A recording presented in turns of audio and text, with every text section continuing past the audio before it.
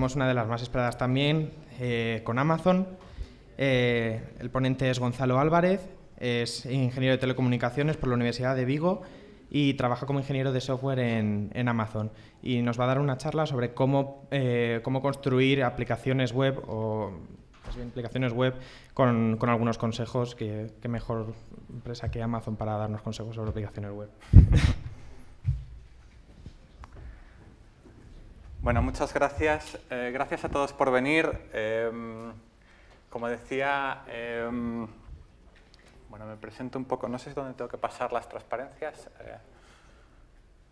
Sí, aquí. Bueno, pues eso, mi nombre es Gonzalo Álvarez. Podéis interrumpirme en la charla en el momento que queráis. Habrá preguntas al final, pero no tengáis ningún problema en interrumpirme. Trabajo como ingeniero de software desde el año 2006 y en Amazon desde el año 2013. Y en cualquier momento podéis buscar cualquier tipo de información sobre mí que queráis en mi página web en gonzaloalvarez.es. Y vengo de parte de Amazon. Amazon seguro que os suena, por lo menos, o la conocéis. Amazon es una empresa multinacional con muchísimos empleados. Con muchísimos empleados, con un gran servicio de comercio electrónico, con una web muy grande, con un montón de servicios. Fue fundada en el año 1994 por Jeff Bezos. Y bueno, pues ahora existen centros de desarrollo y centros de ingeniería en muchísimas partes del mundo, tipo aquí en Madrid, hay en Múnich, hay en China, hay en Estados Unidos en muchos sitios. La central está en Seattle. Y bueno, cuenta con muchos empleados y muchos de ellos son ingenieros de desarrollo de software como seréis vosotros o como sois vosotros. No sé si tengo que darle... Bueno, le doy. Si no, la barra espaciadora da igual. Bueno, además de lo que conocéis de Amazon, que probablemente sea la web principal, Amazon tiene muchísimas marcas detrás, hay muchísimas otras pequeñas y medianas empresas. ¿Sí? Pues no. Pues sí. Vaya, pues no le da bien. Hay muchísimas otras empresas que componen, digamos, el emporio Amazon. Muchísimas otras, seguro que habéis oído hablar de alguna, como Amazon Web Services, pero existen otras muchas, tipo Amazon Fresh, que vende productos frescos, sobre todo en Estados Unidos, aunque está en proceso de migración a Europa, o Amazon Cloud Drive, o Amazon Studios, que están ahora poniendo una serie de series en Internet a disposición del público. En fin, existen muchísimas opciones dentro digamos, el emporio Amazon o dentro del complejo Amazon de empresas que están funcionando detrás de la marca y con gente muy calificada y extraordinariamente competente que hace cosas realmente muy interesantes. Bueno, yo he venido aquí a hablar de qué. He venido aquí a hablar un poco de plataformas web, porque es un poco la especialidad de Amazon, ¿no? Y sobre todo a contaros un poco qué es lo que debería de tener un ingeniero de software, qué es lo que debería de hacer un ingeniero de software para hacer una buena plataforma web, una serie de trucos, de consejos, de ideas, que podéis tomarlos o no, evidentemente, pero que harán un poco que vuestro trabajo sea, digamos, más representativo, más orientado al cliente final, más mejor, al fin y al cabo, ¿no? Porque al fin y al cabo lo que tenemos que preguntarnos es ¿por qué construimos software? ¿Para quién construimos software? ¿Quién lo va a usar? ¿Quién va a usar este software? Pues al final el software lo van a utilizar usuarios y esta es la parte fundamental de toda la cadena. Vosotros os sentáis delante del ordenador, yo me siento delante del ordenador e intento construir una serie de sistemas que funcionen, de software, pero tengo que tener muy claro quién es el usuario y quién es el cliente, ¿vale? En muchos servicios habréis visto que solamente existen usuarios, servicios de correo que todos conocemos, o servicios de mensajería, o servicios de redes sociales, y en ese caso somos todos usuarios. Hasta el momento en el que alguien decide vendernos como usuarios y convertirnos en productos a una serie de empresas de marketing online, porque tienen que comprar, porque esas empresas tienen que sobrevivir de algo, evidentemente. Entonces, pues bueno, tú como usuario te conviertes en una parte fundamental del organigrama de la empresa y te digamos, te ofrecen una serie de servicios gratuitos que para ellos tienen un coste. En Amazon el planteamiento es distinto. En Amazon tenemos usuarios, que para nosotros es nuestra base fundamental, y cuando el usuario lo decide se convierte en cliente, comprando a través de nuestras plataformas pues una serie de productos que nosotros ofrecemos a un buen precio, si me pedís mi opinión. Entonces esa es un poco la diferencia, pero hay que tener muy en cuenta, no hay que perder la vista a cuál es la idea final. La idea final es que el usuario esté contento con la plataforma, que el usuario esté satisfecho con su experiencia, que cuando nosotros escribimos cada línea de código lo hagamos pensando en el usuario final, en cómo se va a sentir, en qué va a pensar cuando utilice esa plataforma. Y esto es un poco la idea que vengo a contaros aquí. ¿Cómo tenemos que hacer el código? ¿Cuáles son las ideas fundamentales que tenemos que ver? Os plantearé una serie de ideas. En primer lugar, la corrección. Es decir, si veis este trozo de código, es un trozo de código que, bueno, que es una representación mínima de lo que pueda existir en un sistema en producción. La idea es que añade una serie de elementos que selecciona al usuario al carrito, ¿vale? Inicialmente, cuando nosotros nos llega en esta función, cuando nosotros estamos escribiendo este trozo de código, nosotros queremos que las variables de entrada sean correctas, porque si no, a nosotros no podemos funcionar, ¿no? Tenemos que ser absolutamente correctos con respecto a las variables de entrada que nos van llegando. Entonces, en este trozo de código, como veis, en el momento en el que las variables de entrada no son perfectamente correctas, porque hay la cantidad de elementos que han intentado añadir al carrito es menor o igual que 0, o porque no existen en el inventario suficientes, en fin, nos dice que la cantidad de elementos que intentamos añadir al carrito, pues que no es válida, y lo que lanza es una excepción, una illegal argument exception. Esta excepción, como seguro sabréis, es una excepción no comprobada, una unchecked exception. Esto lo que va a hacer cuando nosotros ejecutemos este trozo de código es que si ha habido cualquier error en cualquier sitio, de cara del usuario o de algún otro equipo que ha cometido algún error, lo pagamos un poco con el usuario, porque, en fin, dejamos de dar la experiencia de usuario. Entonces, esto es correcto desde el punto de vista, digamos, académico, es decir, esto es una forma correcta de realizar una función, pero no es la mejor. ¿Por qué no es la mejor? Porque, como decía, la experiencia de los usuarios tiene que ser consistente. Tenemos que conseguir que los usuarios no vean que la página se para. Tenemos que conseguir que los usuarios no vean que aquello deja de funcionar porque ha habido algún problema y no saben exactamente qué es lo que pasa. Porque, al fin y al cabo, siempre se van a cometer errores. Al fin y al cabo, siempre vamos a escribir un código que, por muy bueno que sea, aunque tengamos los mejores ingenieros, siempre va a haber algún problema en sistemas complejos en el que bueno, se cometan errores. Y esto es perfectamente normal y natural. Así que no podemos sencillamente castigar al usuario y decirle alguien ha cometido un error, con lo cual vas a ser castigado, no te vamos a dejar comprar, porque esto no es bueno ni para la experiencia del usuario, ni, evidentemente, para la compañía. Así que lo que intentamos siempre es dejar a un lado un poquito la corrección, ¿vale? Que también es importante, pero dejarla un poquito al lado e intentar ser robustos cuando nosotros escribimos código, ¿no? Entonces, una función como esta, unas líneas como esta, se convertirían en algo un poco más tedioso de leer, un poco más difícil, pero podemos ir viendo paso a paso. Es decir, para empezar, lo que intentaríamos sería, si la cantidad de elementos que se añaden al carrito, por la razón que sea, nos viene 0 o menor que 0, asumimos que es 1. Y, por supuesto, informamos al desarrollador de turno de que ha habido algún tipo de problema. ¿Vale? Si nosotros no tenemos inventario, por la razón que sea, si hay algún problema de inventario, nosotros primero informamos al usuario, esto es lo fundamental, ¿vale? Y luego, y esto es una parte muy importante de una experiencia robusta, nosotros le decimos al proveedor, oye, que hay un cliente que está intentando comprar algo, pero no tenemos suficientes unidades en stock.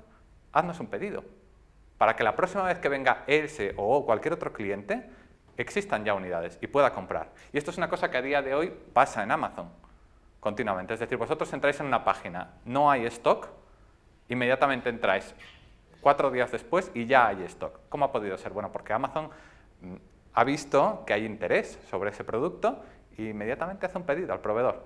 Y esto es la idea con la que hay que un poco quedarse, en que hay que ir un poco por delante, es decir, hay que intentar ser lo más robusto posible, intentando en todo momento darle la mejor experiencia al usuario, informándoles y garantizando que la próxima vez que vaya a haber un error similar, pues estamos preparados. O en caso de que esté pidiendo más unidades de las que nosotros tenemos actualmente en stock, pues inmediatamente incluimos en el carrito el número de unidades que tenemos disponibles y además hacemos una petición al proveedor. Oye, nos han pedido 5, tenemos solamente 3, necesitamos otras 2 unidades. Y esto es lo que es ser robusto a la hora de escribir código, ¿vale? Es verdad que, digamos que es un poco más difícil porque de un trozo de 3 líneas nos vamos a un trozo más largo de código. Y es verdad que lleva más trabajo, pero esto garantiza, y es lo fundamental, que damos la mejor experiencia al usuario y eso repercute siempre, tanto en vosotros como ingenieros de software, como en el cliente, como en la empresa. Todo el mundo sale ganando al final, porque todo el mundo consigue adquirir la mejor experiencia de usuario y el cliente está satisfecho. Así que tendremos un cliente satisfecho que posiblemente vuelva. Informar a los usuarios es fundamental, como decía antes, darles un mensaje, decirles no hay unidades, los usuarios que tienen esa información, que saben que pueden volver y que cuando vuelvan van a encontrarse con más unidades, son usuarios más felices. Y pues eso, no perdemos al usuario, conseguimos que vuelva e incluso cuando le hemos conseguido que vuelva porque la experiencia de usuario ha sido buena, conseguimos que vuelva incluso más. Y esto tenéis que entender que no solamente sirve para plataformas de comercio electrónico, sino sirve para casi todo en realidad. Si yo intento enviar un email con una plataforma online y la mitad de las veces no me funciona, voy a dejar de usarlo. Si yo intento, qué sé yo, enviar un mensaje a mis amigos a través de la plataforma de red social que considere más rápida y mejor y no funciona la mitad de las veces, voy a dejar de usarlo. Y siempre hay formas, siempre hay, digamos, caminos para ofrecer al usuario una experiencia mejor. Es decir, siempre se pueden empujar las cosas un poco más adelante, siempre se puede solicitar al proveedor que nos envíe más cantidad de ese producto cuando hemos visto que hay interés en ese producto. Siempre podemos intentar subir hacia arriba la historia que tiene más éxito y hacer que sea la más rápida mostrada porque hay interés. Siempre podemos adelantarnos, ir un paso más adelante de los usuarios, con el fin de ofrecerles la experiencia de uso más robusta. Pero hay más cosas además de esto. Hay más cosas que podemos hacer para garantizar que la experiencia va a ser buena. Por ejemplo, la velocidad. Es decir, es muy importante, ya veréis por qué, la velocidad en las plataformas web, especialmente en las plataformas web, sobre todo ahora con las tecnologías móviles, tablet, móviles y todo este tipo de cosas. Casi la mitad de los usuarios espera que un sitio web cargue en menos de 2 segundos. Menos de 2 segundos ha durado este silencio que acabo de hacer. Menos de 2 segundos no es nada. Menos de 2 segundos es muy poco tiempo. Todo el mundo espera que la web, sobre todo en el móvil, en la tableta, en el portátil, por supuesto, porque tienen su conexión de fibra óptica o su conexión de ADSL, la web tiene que cargar muy rápido. Esto es fundamental. Hay que, digamos, estar obsesionado con la velocidad. Un poco incluso, pero obsesionarse con la velocidad. El 40% de los usuarios, estas son estadísticas de Akamai, que es una consultora bastante importante, el 40% de los usuarios abandonará la web si tarda más de 3 segundos en cargar. Esto también es muy importante. El 65% de los usuarios, si no ha tenido una buena experiencia de uso, si no ha tenido una buena experiencia de compra en vuestra web de comercio electrónico, abandonará el sitio. Sencillamente se marchará y comprará en otro sitio. Y esto es incluso peor en momentos de pico, como en Navidades, en Estados Unidos, por ejemplo, en todo lo que es el Thanksgiving y el Black Friday y el Cyber Monday y todo ese tipo de cosas. El 75% abandonará el sitio si la experiencia no es la que esperan, si la velocidad no es adecuada, si el sitio no les está dando lo que están buscando. Así que esto es realmente muy importante y hay que tenerlo en cuenta a la hora de escribir vuestro código, a la hora de hacer vuestros desarrollos, vuestros despliegues.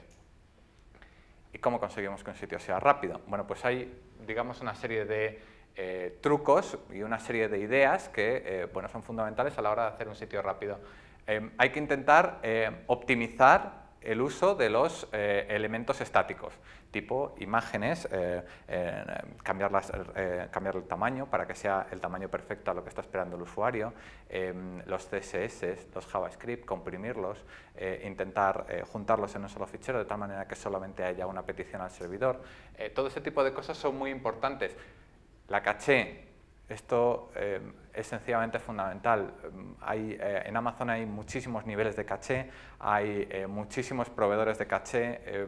La caché es sencillamente fundamental a la hora de trabajar con este tipo de assets estáticos y con cosas dinámicas incluso. Es decir, nunca llegar a la base de datos si no es absolutamente imprescindible.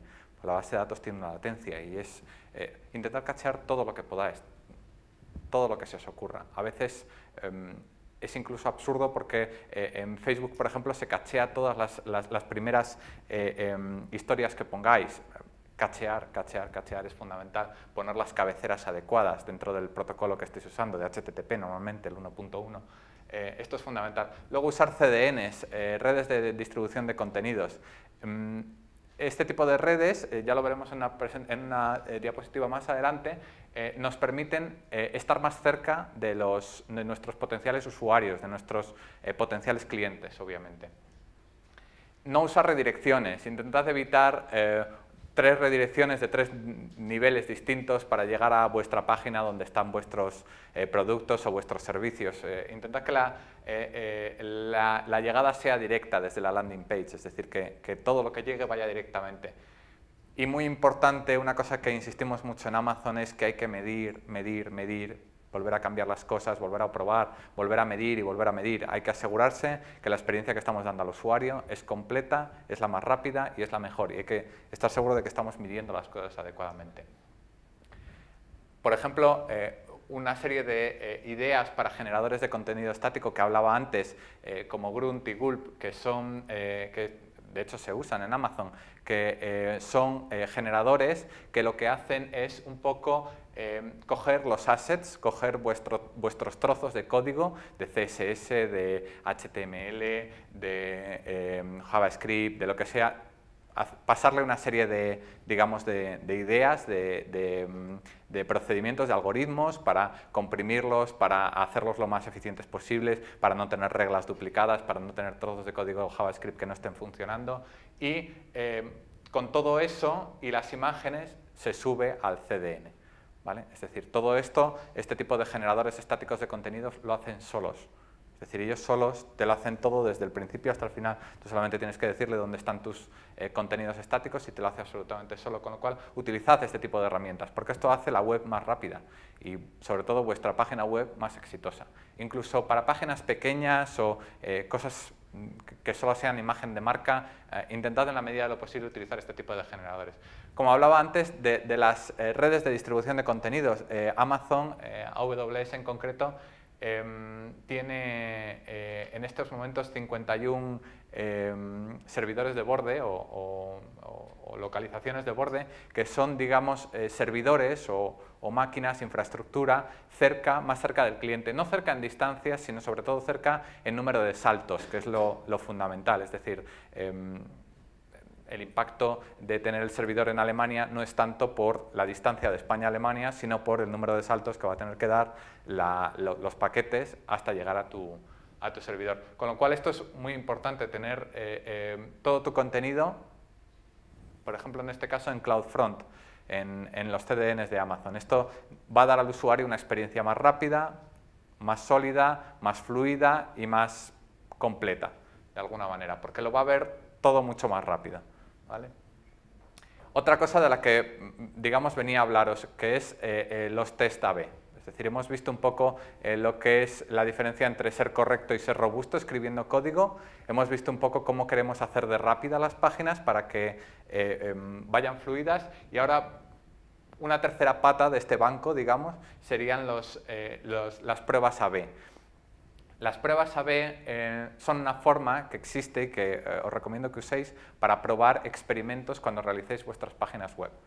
Es decir, en un momento dado, a mí me puede no interesar mostrar una funcionalidad nueva porque no estoy seguro de cómo va a recibirla el usuario o no estoy seguro cómo va a funcionar con un grupo reducido de usuarios. Entonces, esto es lo que nos da el A/B, el A/B testing, las pruebas A/B, no sé si se dice en castellano pruebas A/B. Nos da la posibilidad de probar nuevas funcionalidades, de medir el impacto que tienen estas funcionalidades con un número reducido de usuarios. ¿Cuál es la conversión? ¿Qué es la conversión? La conversión es saber cómo de satisfechos van a estar los clientes con esa nueva funcionalidad ¿Y esto en qué se va a traducir? En el número de compras. Si los clientes compran más o compran menos, ahora lo veréis, es fundamental a la hora de hacer una prueba de un A/B testing. Ofrecemos al usuario, digamos a un grupo de usuarios, una experiencia que es la original y a otro reducido grupo de usuarios o al grupo de usuarios que nosotros decidamos otra experiencia que es con la nueva funcionalidad. Y entonces intentamos medir el impacto, sobre todo medir también la conversión, medir qué tal está funcionando y medir que no existan errores a largo plazo.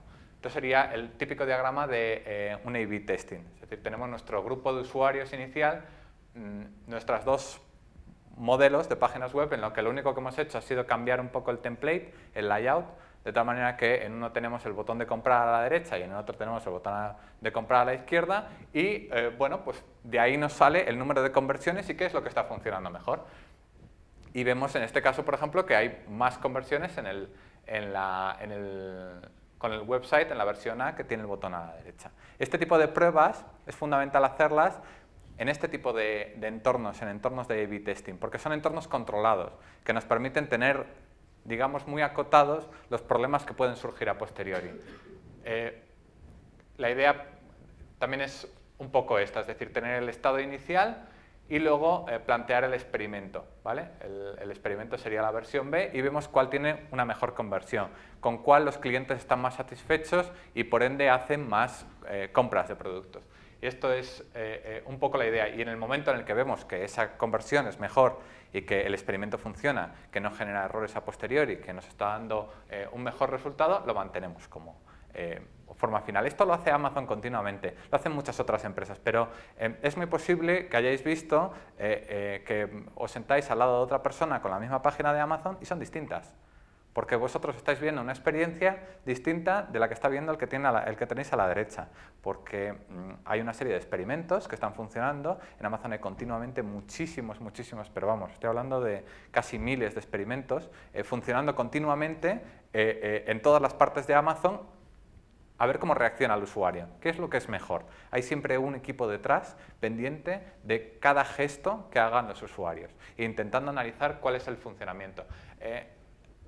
Respecto a estos A/B testing, los usuarios se pueden distribuir de una manera geográfica. Podemos decidir, por ejemplo, que solamente los usuarios que están en Madrid accedan con el botón de comprar a la derecha, que es nuestro experimento, y el resto que tengan la experiencia original con el botón de comprar a la izquierda. Y ver cómo reacciona la gente de Madrid, porque hemos llegado a la conclusión de que Madrid es un buen representante o un sitio representativo de cómo se comporta el resto del país o del mundo, en su caso. Podemos hacerlo en base al número de compras que han hecho o podemos limitarlo, por ejemplo, cuando entras en las páginas de Amazon desde dentro de la red de Amazon, la página es muy distinta de como la veis ahora mismo, porque nosotros tenemos muchos experimentos activados que solo se activan para dentro de Amazon y así se ve cómo lo hacen, cuál es la experiencia para los usuarios internos, que al fin y al cabo también cuentan, ¿no? Y también son una muestra representativa, porque como decía, en Amazon hay muchísimos empleados. Y medir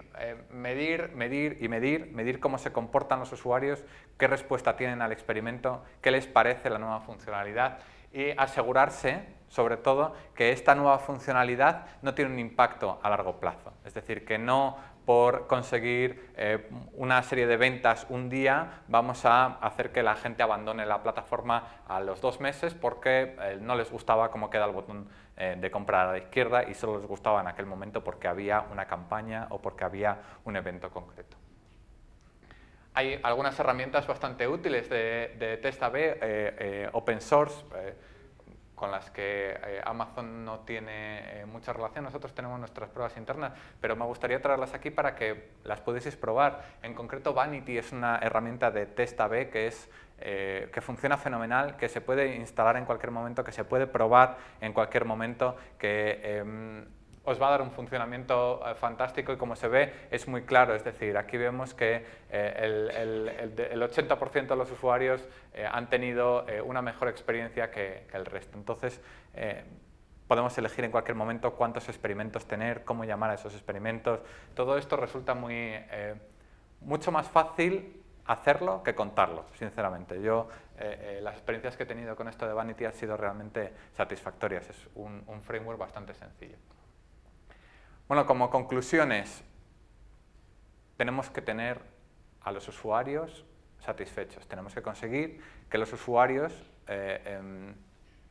utilicen la plataforma, les guste, vuelvan, sean asiduos de la plataforma, y esto se hace desde detrás del ordenador, desde el puesto de desarrollador, intentando hacer que nuestro código sea lo mejor posible, intentando hacer que sea lo más rápido posible nuestra plataforma, intentando hacer que nuestros experimentos estén, digamos, vallados para conseguir que el resultado final sea el mejor para el usuario, porque al fin y al cabo, digamos, esto es un poco la idea final, ¿no? que los usuarios son lo fundamental. Es decir, si vosotros el día de mañana, cuando salgáis, o algunos ya habréis salido, decidís montar una empresa online, sea de comercio electrónico, o sea de redes sociales, o habéis tenido la mejor idea del próximo Facebook, tenéis que pensar siempre, incluso a la hora de codificar, especialmente a la hora de escribir vuestro código, en el usuario. ¿Qué es lo que va a hacer el usuario? Hacer el sitio robusto, hacer el sitio rápido, y siempre intentar tener los experimentos un poco vallados, porque un usuario que no tiene una experiencia satisfecha la primera vez, abandona. Y no queremos nunca que un usuario abandone la web. Bueno, pues esto es un poco lo que yo venía a contaros aquí, un poco sobre cómo funcionan los entornos web y cómo hacer vuestro código mejor para desarrollar plataformas web, y me gustaría invitaros a que pensaseis uniros a nuestro equipo. Tenemos un equipo en Madrid, ahora mismo somos una veintena de personas, pero está creciendo muchísimo. Hay gente con muchísimo talento, gente extraordinariamente motivada. Estamos, como decía, creciendo mucho, estamos buscando gente como vosotros, gente que quiera unirse al equipo de Amazon España. Estamos desarrollando cosas para Amazon.com que son extraordinariamente interesantes, servicios, aplicaciones web, tocamos full stack desde la experiencia pura del usuario hasta servicios completamente ocultos que nadie se imaginaría que existiesen, pero que son la parte fundamental del entramado de Amazon. Y bueno, pues eso, nos gustaría que si tenéis interés, si os gusta, si os parece interesante, que os pusieseis en contacto con nosotros. Podéis poneros directamente en contacto conmigo, que mi dirección de email es esa de ahí abajo, gonalv@amazon.com, hay carteles. Y bueno, pues directamente podéis también aplicar, si lo preferís, en la página web de la empresa. Solamente tenéis que enviar el currículum y nosotros nos pondremos en contacto con vosotros. Hay muy buenas oportunidades, de verdad, para gente que esté terminando, gente que haya terminado. Lo único que pedimos es que la gente hable inglés. Y que le guste, por supuesto, el tema de... sí, porque una parte que a nosotros nos gusta de la experiencia es que nosotros tenemos nuestros cuarteles, digamos, centrales en Seattle, y hay muchos viajes a Seattle. Y es muy posible que la gente que entre con nosotros de entre todos vosotros, pues tenga que ir a Seattle a trabajar, y tenga que ir a Seattle a estar un par de semanas y a desenvolverse con la gente de allí, porque nuestro equipo aquí es distribuido, es decir, tenemos gente en Seattle, hay gente en Austin, en Texas, hay gente aquí en Madrid, hay gente en un montón de sitios. Entonces todo lo hacemos en inglés, evidentemente, pero si habláis inglés y os gusta lo que podemos hacer aquí, se hacen cosas de verdad muy chulas. Se hacen cosas muy curiosas y cosas que realmente gustan mucho a la gente. La gente cuando llega en general se sorprende. O sea que os invitamos a participar, a entrar y a aplicar a las posiciones que hay abiertas. Y esto es todo. Muchas gracias.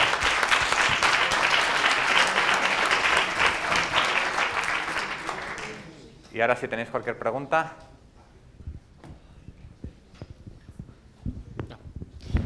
Hola. Hola. Lo que antes has comentado de un servicio robusto, que si no quedase un producto, al detectarlo lo pediríais, al detectar el interés lo pediríais, ¿también significa que al detectar que de repente hay mucho interés en un producto, aumentaríais el precio? ¿Puede ser? No, no, no, no. En Amazon siempre intentamos ofrecer el precio más bajo. De hecho, esto sería muy contraproducente porque conseguiríamos el efecto contrario, que la gente dejase de comprar. En Amazon lo que interesa siempre es que se compre lo más posible. Amazon tiene unos márgenes muy bajos, son absurdamente bajos, y con eso consigue ofrecer más productos con el mejor precio y, digamos, ofreciendo la mejor experiencia del usuario, que es un poco la idea. Entonces, no, en ningún caso se incrementaría vamos, a mí no me consta de ningún caso, pero sé que la política es al contrario. La política general es al contrario, con lo cual, si hubiese algún caso, tendría que ser una excepción Vale, eso por era alguna curiosidad. razón muy especial, pero no. En general, la política es al contrario. Incluso si se ve que hay interés, se intenta siempre negociar con el proveedor a ver si hay la posibilidad de conseguir un precio todavía más bajo. Siempre se intenta ofrecer dos cosas desde Amazon, que es el precio más bajo y el mayor catálogo. Son las dos cosas fundamentales. Nada, era curiosidad. Claro, claro. Yo tengo una duda. A ver, si antes has dicho que el A/B testing es en entornos controlados. Y has explicado cómo. Sí.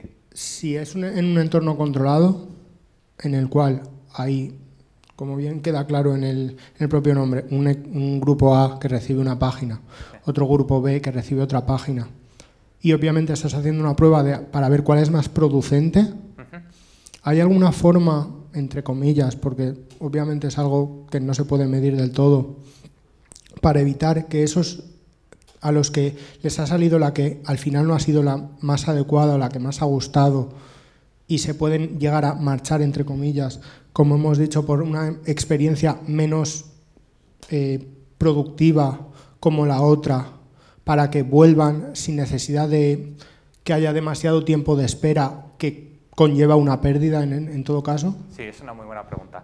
Por eso nosotros siempre probamos las cosas internamente primero. Porque evidentemente los empleados de Amazon no se van a ir de Amazon. Es decir, bueno, por esas razones. Es decir, la gente interna sabemos que son nuestros mejores clientes, somos nuestros mejores clientes. Entonces siempre intentamos ver si hay algún error. Y de todas maneras, una cosa en la que insistía mucho, en la que me gustaría volver a insistir, es que hay que medir continuamente, medir y medir y medir y medir. Y en el momento en el que haya el más mínimo problema o notemos, en Amazon hay muchísimas métricas, se note que baja un poquitín, por poco que sea, por culpa de esta nueva funcionalidad que estábamos probando, baja la satisfacción del usuario, el número de compras, el número de accesos a la página, el número de... inmediatamente se desactiva. De hecho, hay sistemas automáticos que desactivan este tipo de pruebas A/B en el caso de que el retorno, que el impacto esté siendo negativo. Es decir, siempre se empieza probando, incluso los sistemas de A/B testing de Amazon permiten probar con usuarios concretos. Es decir, nosotros primero hacemos unas pruebas de aceptación internas bastante exhaustivas, luego se van sacando poco a poco a usuarios, se puede sacar solamente al 0,1% de los usuarios activos de Amazon, con lo cual siempre hay que intentar medir. La idea es buena, pero digamos que hay que pensar un poco hacia atrás, es decir, hay que pensar un poco en medir antes de que pase nada, ¿vale? Y en el momento en el que haya cualquier problema, directamente eso se desactiva. Se desactiva y se le ofrece al usuario la experiencia original. Una cosa que se hace mucho en Amazon, que a mí me parece que es fantástica, es que cuando un usuario se queja, cuando vosotros tenéis cualquier problema con Amazon, vosotros siempre tenéis la razón, inmediatamente. Es decir, vosotros escribís en el chat de Amazon, que si lo habéis hecho alguna vez es una experiencia bastante sencilla y la gente es súper simpática. Escribís en el chat de Amazon, decís, es que este artículo no tiene o me ha llegado un artículo pero no corresponde exactamente con lo que venía. No solo vais a tener un reembolso de vuestro dinero, de lo que habéis utilizado, se os recoge el paquete gratuitamente, sino que además inmediatamente el agente de Customer Service, el agente de contacto, inmediatamente tiene el poder de quitar esa página online. Para que no solo no le vuelva a pasar a él, sino que no le va a pasar a nadie. Y hasta que no haya una persona que revise exactamente qué es lo que ha pasado con este artículo, esa página no vuelve a estar online. Es decir que esto es otra parte de lo que decía, que el usuario es fundamental, es decir, que hay que tener muy claro que lo más importante que tenemos son los usuarios. Y entonces hay que cuidarlos al máximo posible. Así que digamos que la idea viene un poco en el otro sentido.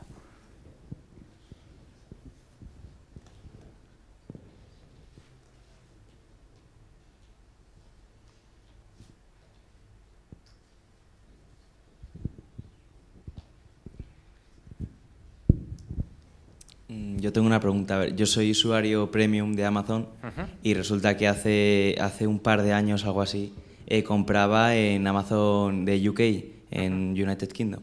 La cosa es que antes tenían los portes gratis y ahora los han cambiado y los han subido o sea, ahora hay que pagar, creo que son 15 euros o algo así, porque te envían los productos allí. ¿Qué ha pasado? Sinceramente no soy de negocio y no estoy muy seguro. También lo he notado porque también compraba cosas allí.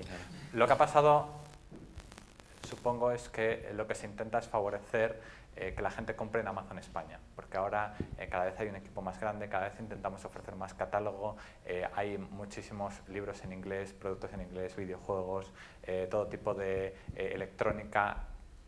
Intentamos ofrecer un catálogo similar al de Amazon UK, de tal manera que ofrezcamos la posibilidad al cliente de no tener que irse a Amazon UK para comprar, porque también para Amazon evidentemente es más costoso traerlo desde Inglaterra que traerlo desde...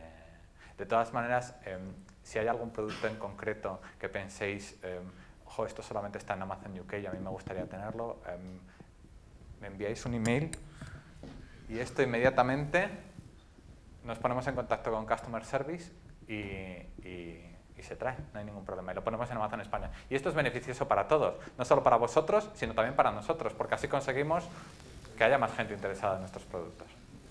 ¿Y hay alguna posibilidad de que vuelva otra vez a ser totalmente gratis o no? Insisto, esto no lo sé, son digamos, un poco políticas de negocio de la compañía y no... yo, como estoy más centrado en el desarrollo de software, estoy más... no lo sé, sinceramente. No tengo conocimiento de eso.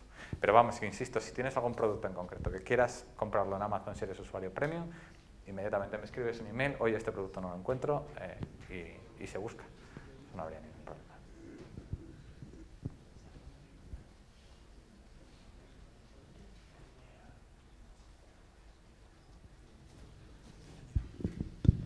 Una pregunta. ¿Hasta cuándo creéis que es bueno tener la página cambiando cada semana o meter pequeños cambios?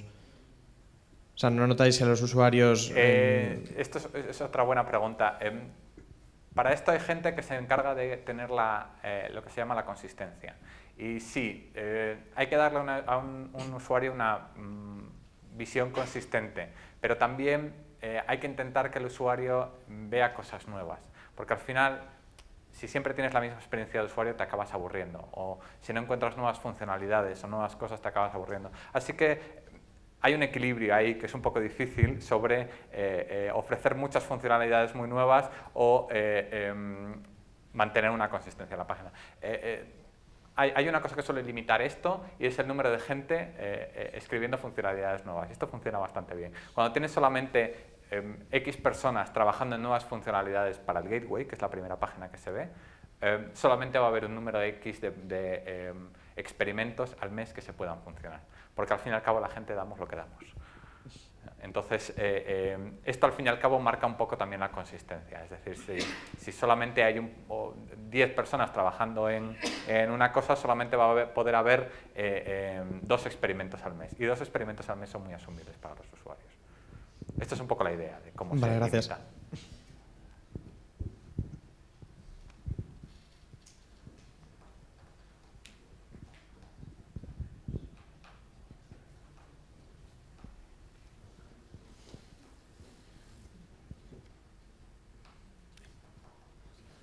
¿Alguna otra pregunta?